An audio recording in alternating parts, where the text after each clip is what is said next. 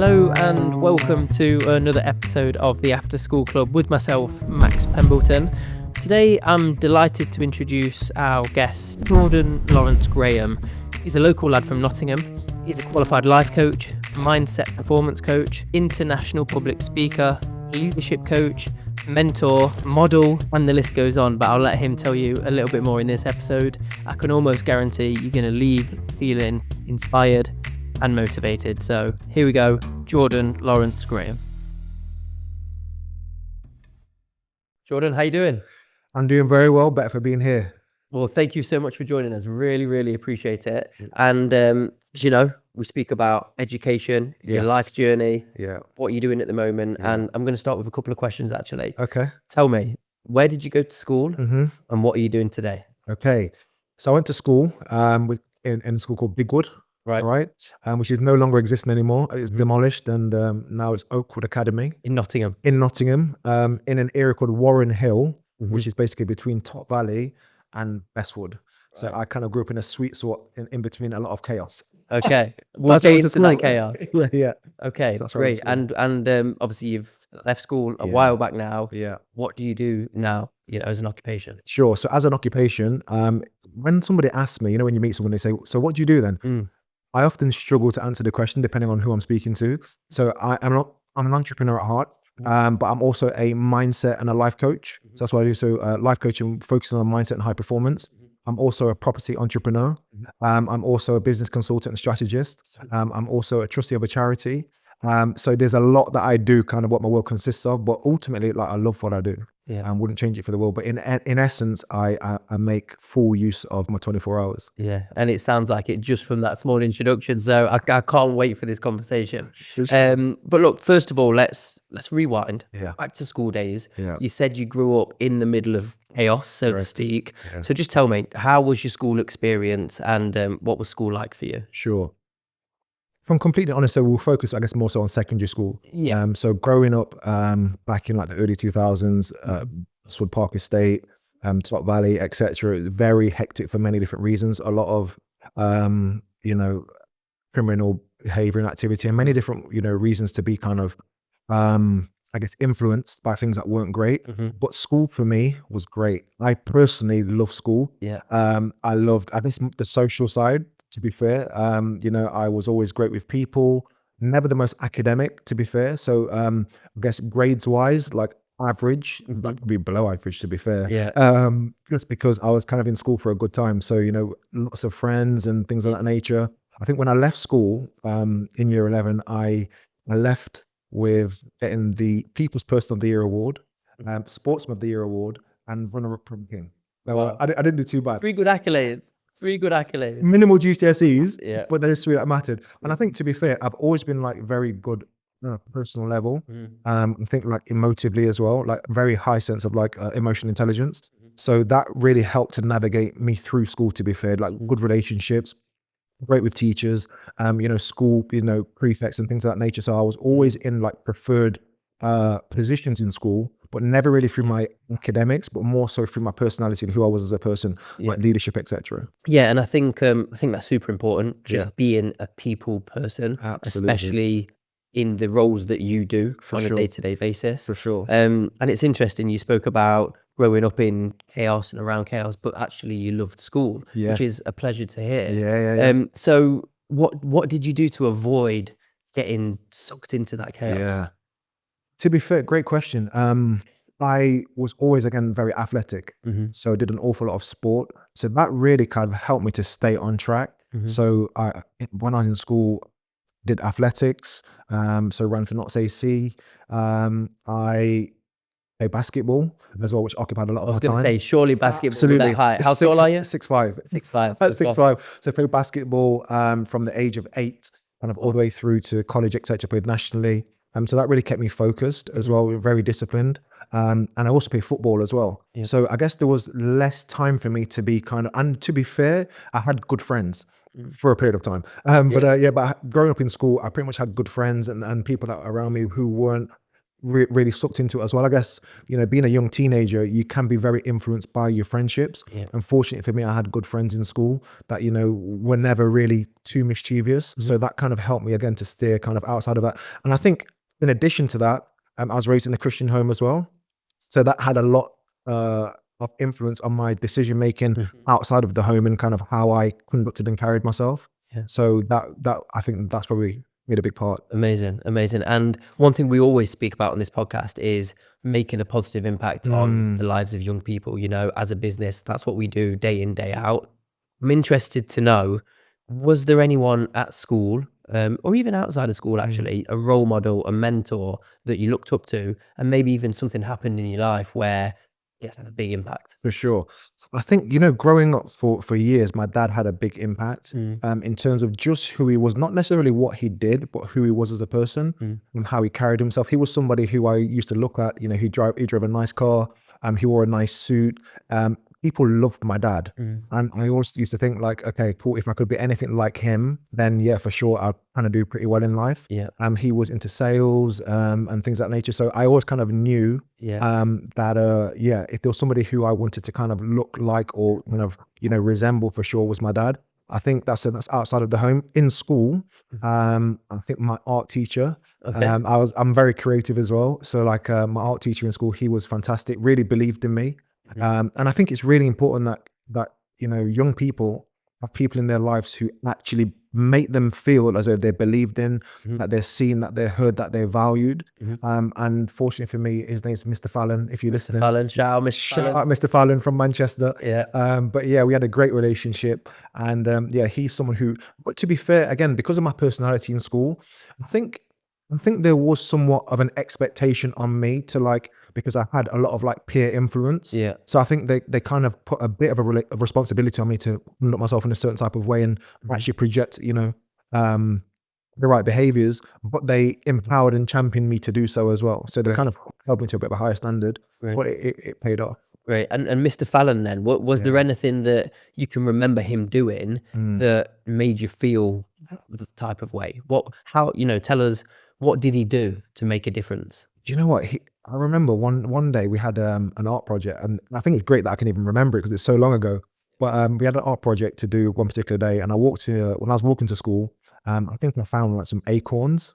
And when I went to his art session, I said, "Well, sir, this is what I found, and what can I do with it?" It's like, "I'm going to help you to create a sculpture from it." And this is a project that we worked on together. And I think the fact that he just empowered my creativity, and he like championed me, and he like held me to like a really good esteem and just made me feel good. I think he believed in me. Like, I think I was never the best artist in terms of from a drawing standpoint, but like from a creative standpoint, which is why I do like property as well. I love to kind of see and vision. So I can walk into, an empty room and I can begin to see and vision and dream things. Yeah. And I think that's what he helped to kind of, cultivate. Yeah. So that's what I'd probably say. He really helped to cultivate like creativity and confidence as well. Yeah. It never put me down. Always was able to champion kind of like, the raw talent that I had. As opposed to limiting your beliefs, Absolutely. rather than saying, Jordan, come on, put the acorns away. Yeah. Let's use them and bring that creativeness out of you. Absolutely. Because someone is like, well, it's an acorn. I mean, like, where's the real, material that you can use? And he was like, no, listen, everything has value. And that's what he taught me. Like, everything has value, everything has meaning, everything has purpose, and everything can be used in one way or another. Yeah. So he taught me about like, what's the word? Subjective like perspectives. Okay. Yeah. Amazing. Which is true. And I think so many people listening will benefit from just hearing these short stories, because a lot of the people listening are actually going into schools week in, week out to try and make the impact that we're speaking about now. Yeah. And lives forever. And it sounds really dramatic when you say it, but as a teacher, one small thing like the acorn story that might be 20, 30 years ago. I'm not saying you're old, I'm just talking in general. General terms, for sure. Yeah. People remember it forever. Absolutely. And actually it can help them in their personal life, in their business life, So true. in their relationships even. So thanks for sharing that. No, it's so poignant that you say that, because, it's about the imprint. And an imprint will be left. good, bad, or indifferent. So I think that, people going into schools, and I'm starting to do, little bits of work in schools. It's all about the taste that you leave in somebody's mouth and the experience that you allow them to actually have when they've had, like, when somebody interacts with you, how do they leave feeling? And I guess as a teacher, or someone who's in education, like, you really want that to be positive, and positive doesn't mean like you don't challenge the person, but it means that actually it's forward thinking. It's from a growth standpoint, and you help to empower and champion them to become the best that they can be. Because I think people are great, but sometimes they just don't know it. Yeah, and I actually think it's important, not just in the classroom, but in every walk of life. For sure. Whatever room you walk into, you want to leave an impact. Nobody wants to be average or below average. Absolutely. And we'll get into how you can be that. For sure. So just tell us, after school, what was your journey of what did you do next? What did you fall into? And how did you become an entrepreneur, life coach, property person as well? Tell us that journey. Yeah, sure. So when I left school with very average grades. Do you know what's so interesting? I was talking about this the other day. When I left school, genuinely, I just didn't know what my options really were. Like, I remember having a careers day, I think on the last day before we left school, or the second to last day. And I think somebody came in, maybe spoke about university or college. And because I played basketball, I had kind of a lot of like mentorship from the guys who were older in basketball. And they were like, what you need to do is go to South Nottingham College, right? And you need to do a BTEC in sports science. Which is probably where we first met. Which is where we first met, for sure. Back in 2005, 2006. Yeah. And mate, it's such a long time ago. And that's as much from an academic standpoint I knew what to do. So again, I enrolled myself at college and I did a BTEC National in Sport Development and Fitness. And kind of after that, I didn't really have a scope for anything after that. I knew that I didn't really want to go to university because unless I wanted to be a lawyer, barrister, solicitor or something, it just really wasn't for me. So that's kind of how that journey was at the period of time. And I went on to do my personal training and things kind of all related to, sports science, etc. And then I was like, okay, cool. I'm like 18, 19 now, and you need some money, right? So the natural progression, went and got a job. So I went and got a job working for RBS Bank. I think we were selling motor insurance at the time, right? The good old days. And so after that, then got made redundant, and fortunately, I landed a pretty decent job working for Experian. Right. I worked for Experian, and I was at Experian literally for a decade. So I was up there for 10 years. And during that time, I did sales roles, and then I transitioned into learning and development. And that's really when my kind of like professional career started to kick off. I started to get, different promotions, etc., and kind of work my way up. And I fast forwarding to 2018. So I met my now wife. And one of the things that we spoke about, and it will all kind of tie in a second, is what do we actually want life to look like once we're married? And we spoke about, we wanted to create a future together where we actually like spent time doing things together, and was like, okay, cool. So that was like the end goal. And then we said, okay, what do we need to do in order to make that happen? How do we get there? What's the journey? What's the strategy to get there? And she's a pediatric nurse by trade. And obviously I was working kind of corporate 9 to 5. So I'm working in the day and she's working all night. So she's working 12-hour shifts, etc. Shout out to the NHS. And it meant that we're going to quit our jobs. Like, you're absolutely... Both at the same time? Both at the same time. Wow. Literally both at the same time. So in 1 year, we had both quit our jobs. We both got married, and we both bought our first house literally in the same year. And a decision, I think in life sometimes you have a decision like, okay, I'm not encouraging people to quit the job, by the way. It's not advised, but I'm not advising it. But what I mean is that sometimes you have to back yourself, and sometimes you have to take risks. And I think sometimes, they say fortune favors the brave. And I think sometimes you've just got to be courageous enough to believe that there is a better future for you. So I always knew that I was destined for greater. Like, I always saw myself in my head. And I think as a mindset coach, like now, like, you can never live beyond how you think. It's impossible to arrive at that place. So for me, I knew that there was a better way for me to live. And better way for me to live doesn't mean like having more money and driving a nice car and living in a bigger house. It means, how can I effectively be of more service to people? How can I efficiently serve people better? And I knew that what I was currently doing wasn't enabling me to do that. So made that career decision, quit my job, and bought my first house. That's how I got into property and entrepreneurship, and I've never looked back. That was in 2018. We're in 24. Yeah. And it's the best decision that I've made. And that is it's a big decision, obviously, to turn around and say, especially both at the same time, Yeah, for sure. we're going to quit our jobs. Yeah.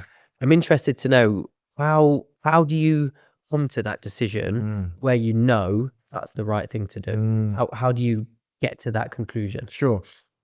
So we had an awful lot of discussions. So we spoke like intensively. We got spreadsheets out. We managed to ensure that like we were okay. Worst case scenario. So we worked from like best case scenario and like a worst case scenario.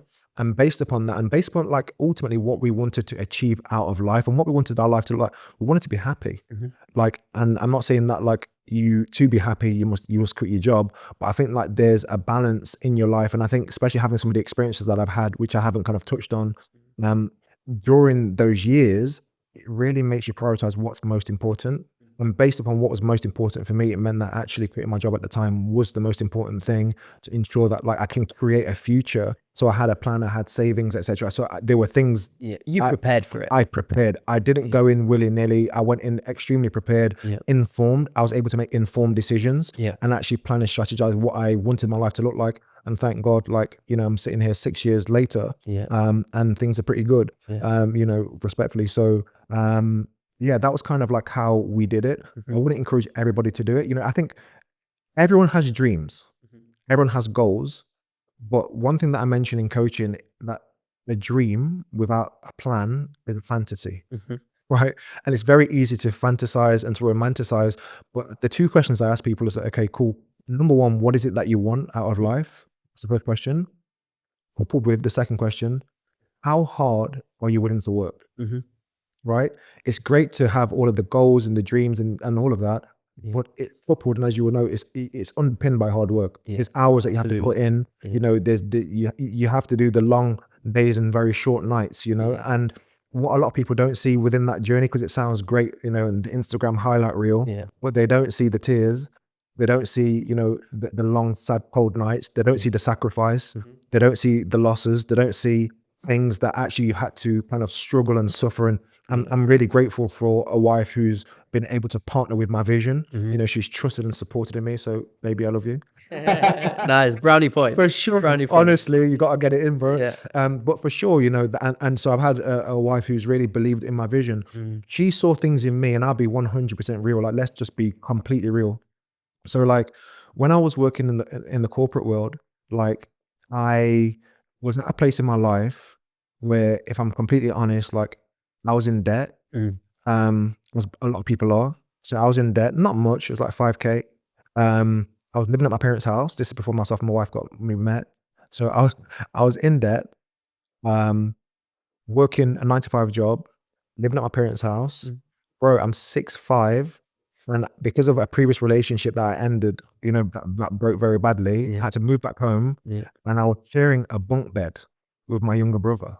A long one, I hope. Like, bro, no, Yeah, lavish one. Yeah. Seriously, that was where my life was, and I look back now, forward in like 6 years, and like I'm grateful, like extremely humbled.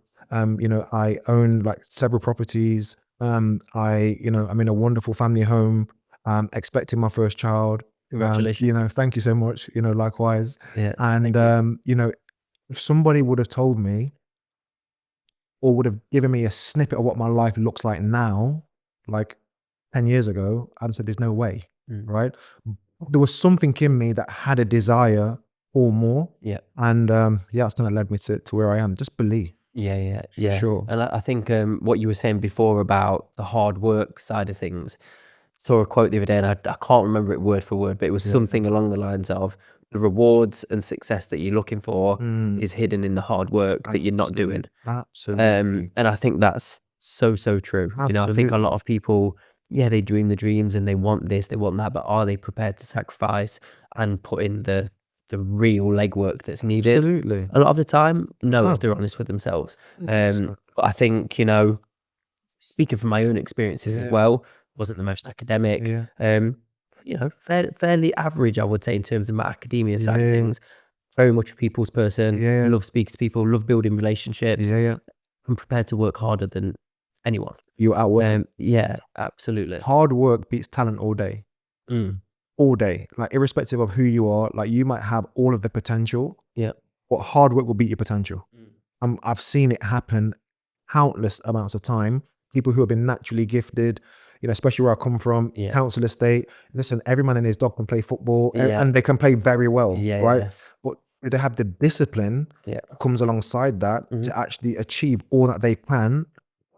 A lot of the time, no. A lot of the time, no, which is why they don't get the results that they want, So yeah, I completely agree with that. Hard work beats talent all day, every day. So obviously we've touched upon a few things there where I guess we're coming into your life coach world. Yes. And I'm absolutely not a life coach. I love mindset. I love speaking about performance and how to maximize performance. Can you just tell us what are the most common themes that you see from people that you work with and why they're not getting the results that they want? Sure, absolutely. Unfortunately, a lot of people genuinely don't believe in themselves, right? A lot of people actually don't believe they're worthy of anything more than whatever their situation is. And I know I'm cutting you off quickly here, but how do you teach belief? Great question. So what you have to do is you have to identify the source, right? So where did the limiting, so what we call in coaching, we call it a limiting belief, right? Where does the limiting belief stem from? Is it from what your parents have always told you?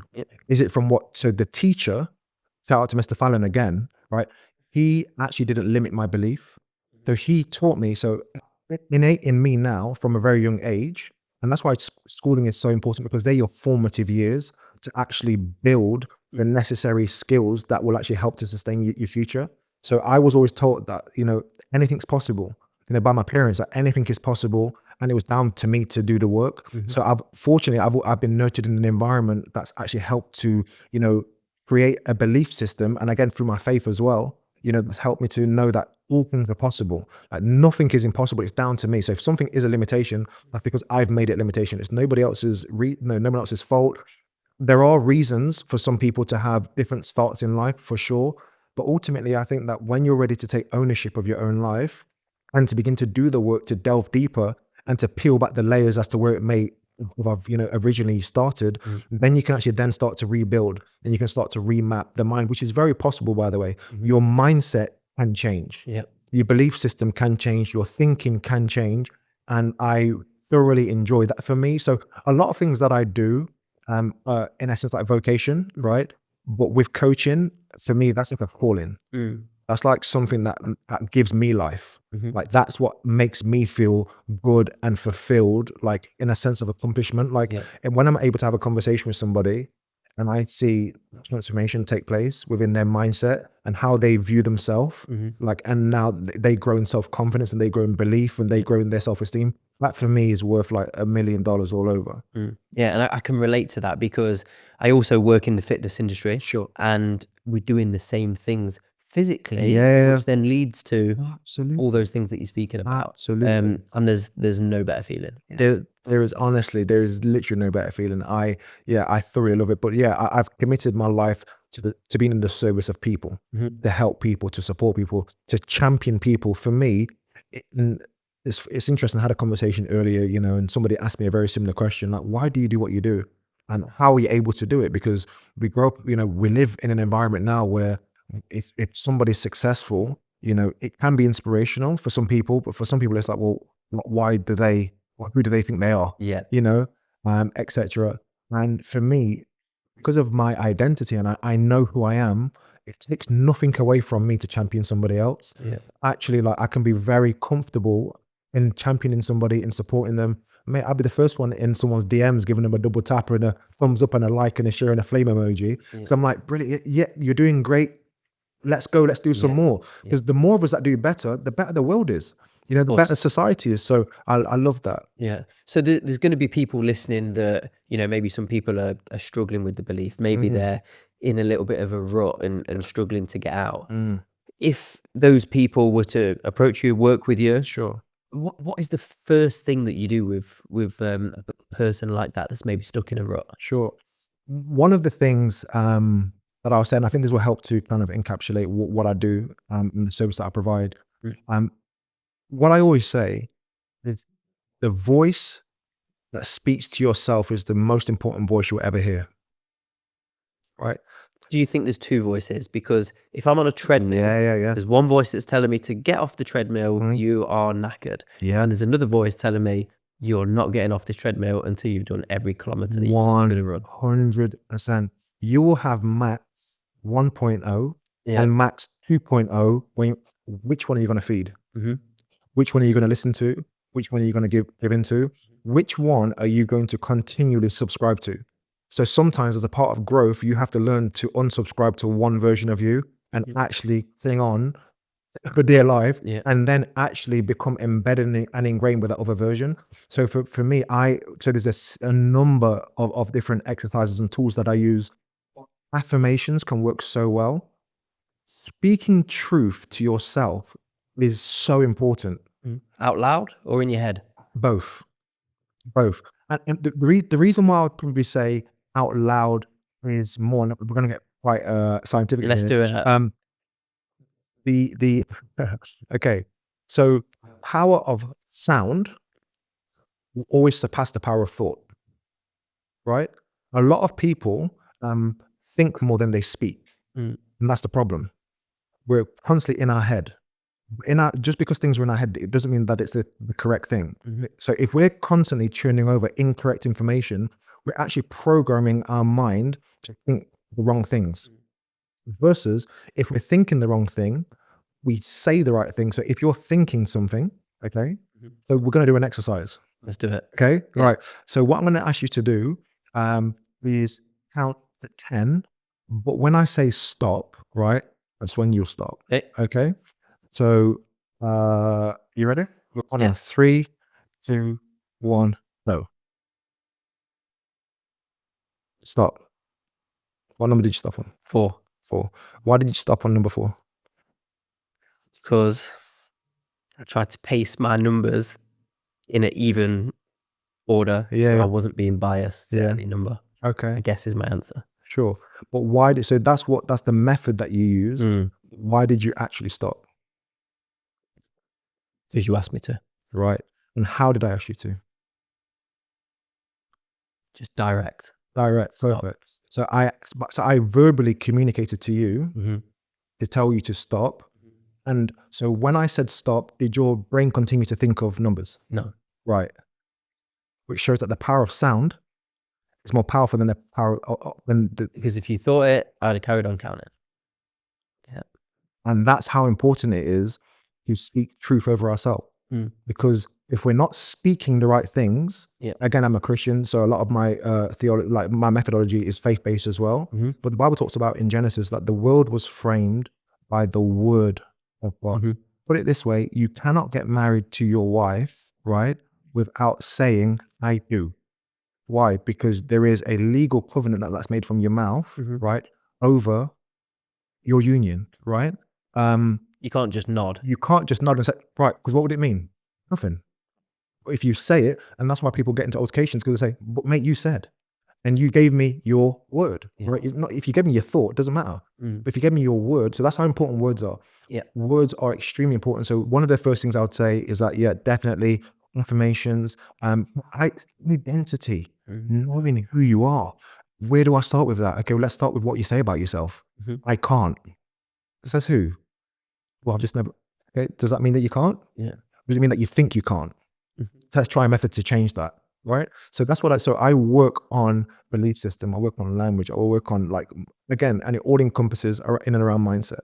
No, I love it. And, even for these few minutes speaking, it's impactful. So I would recommend anyone listening, we'll put your details obviously in the description and stuff. Amazing. Anyone that wants to reach out. Thank you. And one other thing that I want to speak about is we spoke about, sound and words. One thing I always like doing personally is writing things down.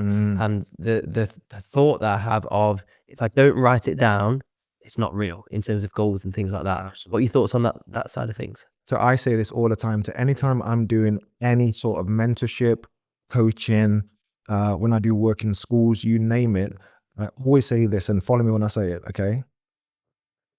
the bluntest pencil always be sharper than the sharpest mind, right?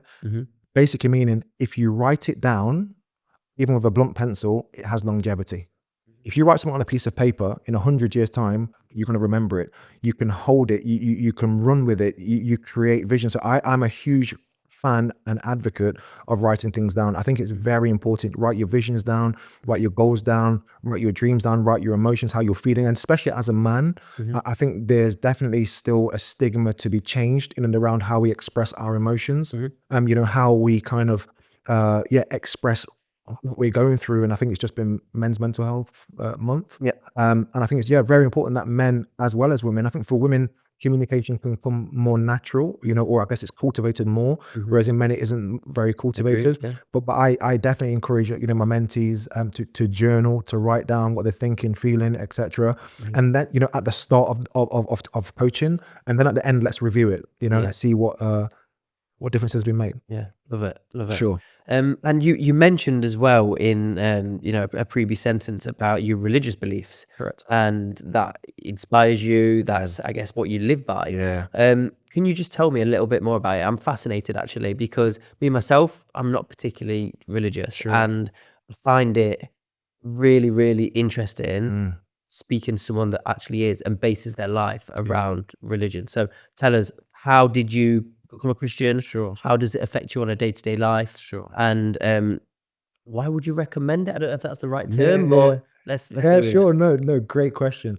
So I was raised as a Christian in a Christian home, which I kind of mentioned earlier. And I guess kind of like that was just like more so from a religious standpoint, that I kind of, attended church when I was young, which was great. It kind of gave me great morals and values and principles of how I conduct myself ultimately, how I interact and engage with other people. And ultimately it was more so around like being a good person, being a good child, because I kind of, knew of God through my parents' life, so to speak. So whatever, and as a child, you kind of do what your parents do, So that was kind of the thing. And I guess I didn't have a personal relationship with God myself. That was just something that I really had. But it was just more so of kind of an expectation to go to church every week, etc., because my parents did. So I guess when I got to my teenage kind of years, the world just becomes a little bit broader, and you start having feelings and emotions and hormones and things of that nature. And you start seeing what your friends are doing. And my friends weren't Christian, they weren't going to church, and they were, doing what they were doing as you do as a young kid. You going out chasing girls and sports and everything else, and all these different distractions. And so I went away from faith. So I guess when I was 16, well, I got a part-time job when I was 16. Right. And it meant that I worked on a Saturday and a Sunday. So I was like, cha-ching, I didn't go to church anymore. And that was kind of my exit out. And, everything, the Bible says all things work together for good. So although I didn't have to go to church anymore, a lot of things between kind of me being 18, I left home at 18. And between 18 to 23, an awful lot happened. That was like a crazy 5-year window.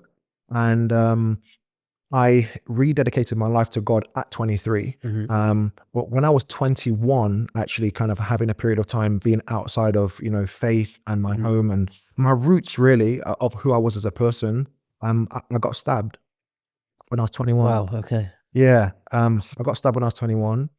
And looking back, sometimes people ask me like, why do I do what I do now? I'm like, genuinely, like, I'm a miracle. My life that I live now. So at that, sorry to cut you off there. No, go ahead. At 21, when that happened, were you a believer, or were you no longer a believer, and you started believing again at 23? Great question. So I was in a 5-year relationship from 18 to 23. And I remember, as you do when you're 23, you start talking about marriage and life and stuff like that. And I remember the partner that I was with at the time, we spoke about having children. And we said, okay, cool. So I said, when we have kids, I want to have them christened, right? I want to have them confirmed in the church. She was like, absolutely not. And I was like, whoa. Like, I think that had been the first time that maybe religion or my faith had been mentioned during that period of time when I wasn't at home. And she began to question me on like why I actually want it to happen. And all of the reasons that she was asking me, I couldn't give an answer for. Because I was like, I don't actually live what I'm professing to believe. Yeah.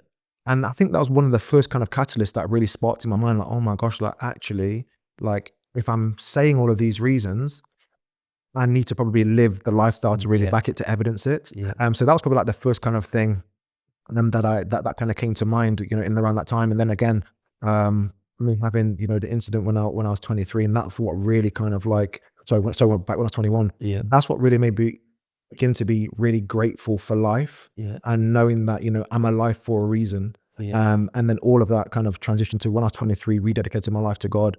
And it's been an incredible journey. It's a miracle. Literally a Again, miracle, so for sure. if you don't mind me asking, Sure. can you tell us firstly how that happened, how that came about, and then how do you recover from something like that? Yeah, absolutely. So it was a freak random attack, really. I was in town minding my own business. It was a Saturday night. I was with a group of friends, and they kind of had, not left me, but they'd gone on to the next bar. Somehow I ended up by myself. And there's a group of 3 guys had walked past me. I think one of them knocked me. And so I can stop, like, what's all that about? As you do. And that kind of turned into a bit of a stare down. So I've got 3 guys, one in front of me, one to the right, one to the left. And I'm like, well, stupidly, and I guess egotistically, like, I'm not scared, a bit of ego, and I guess probably a bit of self-defense as well. Because I thought, I'm not running off, again, where I'm from, you're not running off, bro. And I saw one of them from the corner of my eye kind of like ball his fist, like he's going to go to hit me. So as I thought he was going to go to hit me because his body moved, I thought, let me hit him first. So as I did that, I opened like the left side of my body, and literally before I knew it, I had 2 puncture holes, literally like millimeters from my lungs, and I just began to bleed out in town. And I thought, well, I can't die in the middle of town, so I need to try and get a taxi. But if I call an ambulance, it might not come. And anyway, end up getting a taxi, get to the hospital, and fortunately the doctors were able to, do their intervention, and thank God I'm alive today. And I guess that really began to shape how I interacted in general with people and with the world. But it really, to be honest, I guess there may be even an element of like maybe PTSD, a bit of trauma that kind of comes along with that. I was going to ask about that. For sure, absolutely. those situations when you're on when you are on death's doorstep, it makes you really reevaluate like who you are as a person. Surely after that, your perspective is totally Oh different. my goodness, absolutely, for sure. And that's, I think, one of the catalysts as well, probably led me back to my faith, because like, usually in times of crisis, that's when people pray, and people actually want some intervention from a higher power. And for me, knowing my source and my roots of faith, and obviously my mum, my parents, everyone's devastated as to what's happened because their son is could have died. And I look back, like, that was 14 years ago. And I think all of the things that have happened in 14 years, I live every day so grateful. I'm like, 14 years ago, my life actually should have ended, like in the most tragic of ways. And I think now that like I have an opportunity still, I'm still here. So I almost owe it to myself and to the world. Like I have to make the most of my life, because for me, it's actually now it's a gift. And that's your mindset now, every single day. Every day, my life's a gift, and I live it of service to people. I'm like, okay, cool. That's what I went through.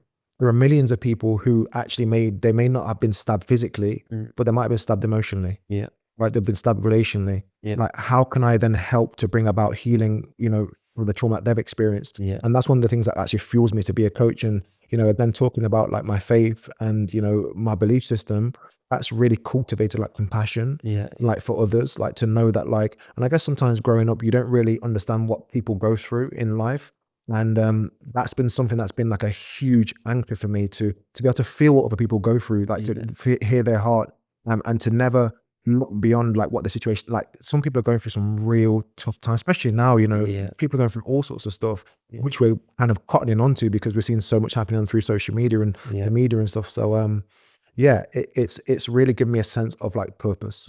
Well, look, it's amazing that you're helping people day in, day out. For sure. So congratulations on that. For sure. Thank you. Kind of leads me to my next topic, really. daily habits. Yes. I'm a great believer in the small things will add up to the big things. And although you want to dream, and I want that eventually, I think the secret is in the everyday daily habits, and what the discipline behind it. So just tell me, I want to know what your main daily habits are, and what you would recommend to people that, again, are maybe struggling with their daily habits. Sure. What things are the non-negotiables that you should implement into your day-to-day life? For sure. This is going to sound so cliche coming from a life coach. Genuinely, I couldn't advise more strongly. If you actually want to become better, sometimes you only know what you know. So I think one of the most beautiful things about life now is having exposure to people who can help you to get where you need to go. And for a lot of us, we didn't really necessarily have people to help and mentor, etc. Fortunately, I've positioned myself around people who feed into me. But I would say get yourself a life coach. Get yourself somebody who can help you with your daily disciplines, who can help you with your mindset, who can help you with a growth mindset. There's many different types of mindset that you can have. I think the strongest to have is a growth one that's going to challenge you, stretch you, and push you. So for me, daily disciplines, again, faith-wise, pray every day. I create space for prayer, gratitude. Every single day, I will speak about what I'm grateful for, not what I don't. I never focus on what I don't have. Never. That's never a focus of mine. I'm so grateful for what I do have. And it can be something very simple, you're grateful for the breath in your lungs. Some people don't have it. I nearly didn't have it, right? Yeah. So I'm grateful, great gratitude. Again, reading as well. I think that I emphasize on a really refined and wholesome mental diet. So important. What do you read? What do you listen to? What do you watch? Who are your friends? Who do you have around you? Actually, they're going to help you, and that's taking nothing away from your friendships and your family and those close relationships. But I think to sometimes achieve what's necessary for you to achieve in life, friendships and family are one thing, but you have to find your tribe.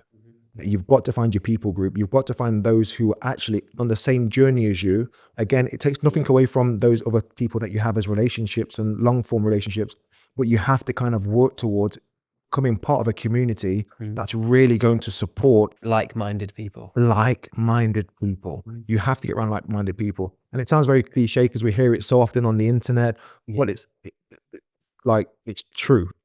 Yeah, and it's interesting what you said about what you listen to. Because from, again, my personal experience, I'm a fan of R&B, hip hop, rap. And it's kind of what I grew up listening to, right? And got to a point where I became very conscious of everything I was listening to.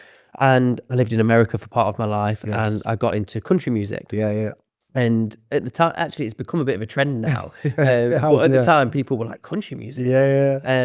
Actually, what they speak about, what they sing about is really, really meaningful lyrics. And I actually got to a point where on a Sunday, to prepare for my week ahead, I would not let myself listen to R&B, rap, hip hop, and I would only listen to country music. Absolutely. And it got me into a mindset where I was grateful for things, I was family orientated, and actually I probably listen to country more than anything now. And in the gym I might listen to the other stuff, but other than that, that small thing on a Sunday helped me massively.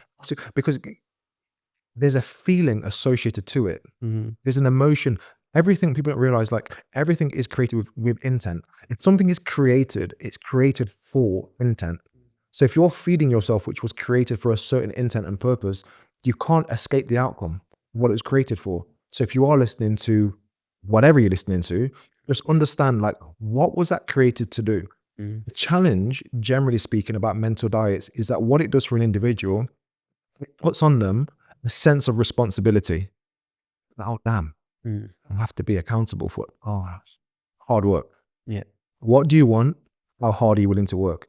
It might mean that there's an element of sacrifice. So actually, to have the mindset that I want, okay, so I want the body, right? Who's got a great body, who can we say? I want a body like Matt's. Maybe not. The Rock. I was going to say The Rock, a bit of a difference. No, it's Dwayne Johnson. Dwayne Johnson. Right? I want the body of Dwayne Johnson. What does Dwayne Johnson do to be who he is? He's not in McDonald's every day. He's not in KFC every day. He's not at Taco Bell every day, or like he's eating a healthy, balanced diet for the results that he wants to get. The same thing goes with your mindset. If you're not reading the right information, if you're not having the right conversations, if you're not part of the right communities, if you're not, I'm gonna be honest with you, I'm gonna call it out. If you're not following the right people on social media, like you cannot be following a load of rubbish, right, and consuming it. Because I do quite a lot of work on social media as well. I'm a content creator. Yep. Like, if you're on social media, social media is very controversial. I think you can be on social media for one or two reasons. You can be on it to create, or you can be on it to consume. If you're on it to create, wonderful, you have autonomy, you can create whatever you want to create. If you're on it to consume, like be very mindful about what you're consuming and how it's making you feel and how it's making you think about yourself and about others. So that's what I would say, like be very intentional about what it is that you're feeding yourself with, because ultimately it will, shape your world existence. I'm glad you brought up social media. It was a topic that I was going to mention. Okay. And actually I was going to say that exact thing that you've just said, because I think that we'll get sucked into scrolling, and before you know it, hours have gone by scrolling, and it's kind of nothingness that they're watching, just useless entertainment, let's call it. Correct. Okay, so my question is, within schools, if you could go into schools every single day and have an impact on the curriculum and what is being taught, what would you do different and what would you teach? Great question. I would teach three things. I would teach income, right? Agreed. I would teach identity, and I'll teach impact. The three things I'll teach: income, how you make money. I would create impact, right? How you can impact the world around you, right? And also how you can then inspire and be inspired, as other people. So they're the three things that I'll teach. I think, again, impact, identity, income, like they're three key tools that you just need to survive. I. 100%, triple I. Hashtag. Yeah, right? Triple I. That's what I teach. I think a very simple syllabus. Identity is so important. We know money, like whatever. Inspiration, that's like exposure to better. One of the things that I didn't have when I was young was great exposure to what's possible. Again, left school not even really knowing what university was. That's like ridiculous, in 2005. But I'm like, if I was able to see more of what was capable, what was more possibly I was able to achieve, then I'm not saying I'm doing bad now, but I'm probably doing way better. It way sooner. Opened your mind. It would have, from early. honestly, to the endless possibilities of what the world can consist of. I only knew of Nottingham until I was about 17. And there's a huge world out there. But identity, like belief, I'll teach people like confidence, courage. Like be brave enough to actually be yourself. You don't have to be like your friends. You don't have to be like your parents. You have to be like your siblings. Like you can be confident in who you are and own it. So that's what I would teach empowerment. That's what I teach. I feel like, not to generalize, but I feel like the British culture often cringes at themselves when we speak about self-belief, speaking about yourself in a positive way. Of course. Generally speaking, Americans, they're fantastic. Oh, they love it. And they believe in themselves. They're not afraid to say it. And there's an aspect of people seem to cringe at it when you even speak about it. And I haven't got the answers. I don't know how to get past that. I think it's certainly we need to work on with our young people in England. Absolutely. I call it, and especially as you get older, and you may have experienced this yourself, I call it the law of proximity, right? And what I mean by that is, so let's use an analogy, right? You've got yourself, you've got Usain Bolt, you've got myself, right? And you've got Manish, right? So us four are at the Olympics, and we're going to run a 100-meter race. Okay. What position would you be happy to come in? What position would I be happy to come in? That's a great question. Naturally, and it's going to sound really stupid, I want to win. So I'm really thinking about how can I put him off so I can win. But realistically, You've got to say second to Usain Bolt, probably. Right. Okay. Cool. Yeah. So you're happy to come second. In that instant. In that instant. Yeah. Okay. Yeah. Okay. So you're happy to come second. Yeah. That's what most people. Yeah. Right. In essence, I'd be happy to come second. Yeah. How would you feel if you came third? I'd say, well, you've got similar attributes to Usain Bolt, so I'll take third. Okay. Moving on. Yeah. Okay. Generally speaking, Yeah. right, to come third, you'll be a bit frustrated. Yeah. I think, no, you know what I mean? Yeah. Like, especially if I just picture, Yeah. you right? This is the problem with life and success, right? And I think part of British culture, and what I spoke about in relation to championing people.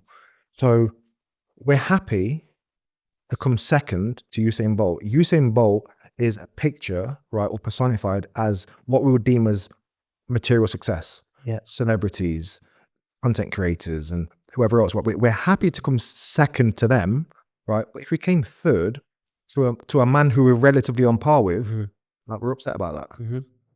But we're upset at the fact we've already lost. Yeah. So we're happy to lose, but we're upset about who we lose to. Yeah.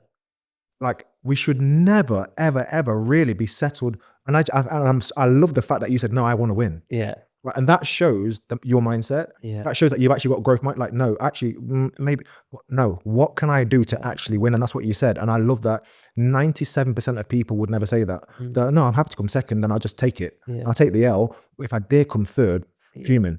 No, you've already lost, right? So the objective is to say, okay, cool. What is it that will allow me to be the most successful that I can be, own that, run with it and boss it. Yeah. That's what it's all about. Yeah, I think for me, it's probably very similar. I really try and be solution focused. Yes. And not problem focused. Yes. So I know that is a drastic example and I'm not the quickest either. But straight away, I think my thought is, okay, what's the solution? If I really need to win this race, am I allowed to trip him up? Am I going to get disqualified for that? Can I put someone in the crowd to put him off? I don't know. But straight away, I'm like, right, I need a solution to How this. can I win? Absolutely. Whereas majority of people are not focused. And that's why you're in business and you didn't want, like, most people aren't focused on solutions. They're focused on, okay, cool. What can I do to survive? How can I just be amongst, but in my survival mindset, like, I'll be damned if my next door neighbor beats me, right? Upset.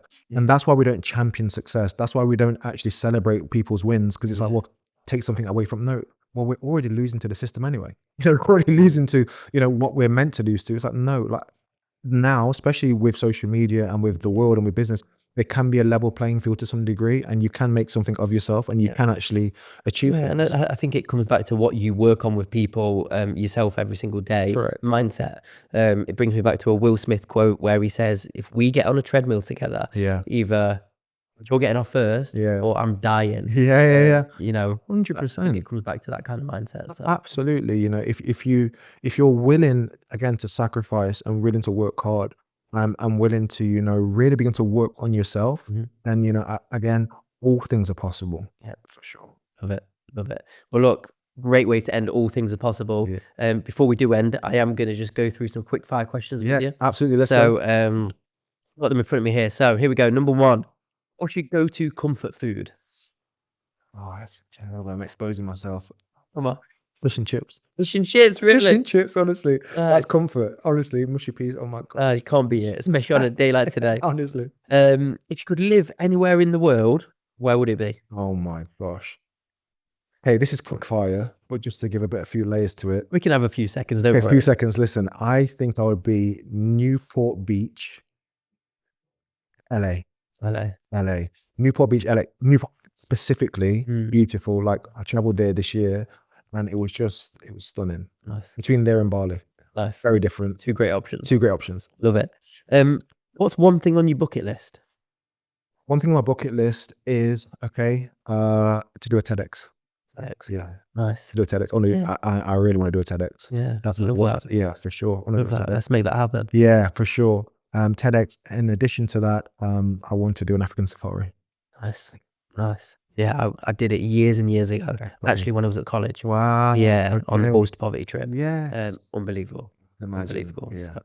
So, okay, are you a morning person or a night owl? I'm a night owl. Time you get up in the morning? Varies. I can get up as early as 6. no later than like 8. Yeah. So that's kind of that's where I like. But in terms of, I can be up till planning and doing all sorts of stuff probably till like 2. Really? Yeah. Can't switch the mind off. Mm-mm. Yeah. I'm always planning again because I do multiple things. So sometimes I've got to work late. Yeah. So yeah. So play. What's the last TV show or movie that you watched? So I've just been to watch Gladiator 2. I need to see it. Gladiator is my favourite film, Gladiator. and I need to see Gladiator 2. So I hope I'm not going to be disappointed. You have to see it. Okay. That's what I'll say. Okay, cool. It's on my list this weekend, actually. I think that's what I'm doing. Yeah. I like this one. If you could have dinner with any famous person, dead or alive, who would it be? Hands down, Her Majesty, Queen Elizabeth II. Why? The information that she would, like, just having a conversation or afternoon tea with the Queen would be lit. Like, the information that the questions you could ask her and what you could find out about the royal family, about history, about what's really happening in the country, like why certain things and events have happened. She probably has the insight to so much information. Either her, and then second to that's probably like Donald Trump. Yeah, that'd be an interesting meal. For sure. Really interested. Okay, what's your favourite way to unwind after a long day? Favorite way for me to unwind is, gosh, great question. I can't really unwind so much. You need to. I know I need to. What I do to unwind, to be fair, sometimes just spending time with my wife. Yeah. Yeah. So we will just talk and just talk. I just talk at her, Yeah. sometimes she's like, She isn't. she might be listening or not. Yeah. But yeah, probably my favorite downtime is with my wife for sure. Nice. Not that. What's one skill or hobby that you've always wanted to learn? Okay. Different language. Yeah. What language? Spanish. Nice. Spanish. 100%. Yeah. I think I need to learn Spanish. Yeah. How good would it be just to change like that? Oh my gosh. Like my father-in-law speaks fluent Spanish. Nice. He's from New Zealand, but he learns Spanish anyway. And definitely so jealous. I would love to do the same. So Spanish podcast pending. Yeah. Okay, this one's tough for a quick fire actually. So I'm going to ask it slow, give you a little bit of extra time. Okay. If you could listen to one song for the rest of your life, what would that song be? Today this could be the greatest day of Coldplay. my life. It's Coldplay. Coldplay. Yeah. That just came straight to my head. Yeah. So maybe it's not that song, but I think that's the first thing that came to my head. So maybe that song. Yeah. I think again, mindset. Like, why is today not the greatest day? 100. Let's make it the greatest day. Yeah. I think I could listen to that on repeat. And I think every day I'm like, let's go. And a great rendition. Great. Thank you. Okay, finally, what is a random fact about you that most people do not know? Ooh, a random fact about that. Most people don't know. Spoke on TV. Yeah? Yeah. Where? What TV? Not TV. Okay, yeah. Twice. Spoke on ITV. Nice. Spoke on Channel 5. Nice. There's quite a few channels there. That's it, yeah. That's interesting. That's it, yeah. I like it. I love it. Cool. Well, look, that is a wrap. Thank you so much for joining us. Really, really appreciate it. No doubt you're going to add a lot of value to, all of the listeners, actually. And if they want to get in touch with you, let's just finish. How can they get in touch with you? Sure. Well, firstly, thank you so much for having me. You're welcome. It's been a privilege. And if someone wants to get in contact with myself, mainly you can go on my LinkedIn, which is Jordan Lawrence Graham, my full name. Or you can go to my Instagram page, which is, again, Jordan Lawrence, or at Jordan Lawrence Graham. Go to my link tree on my bio, and you can contact me or send me a message. And that's the main way that you can get in contact with me. Great. Well, thanks again. And look out for Jordan in schools, because that is coming soon. More of that. Awesome. Thanks very much. Thank you.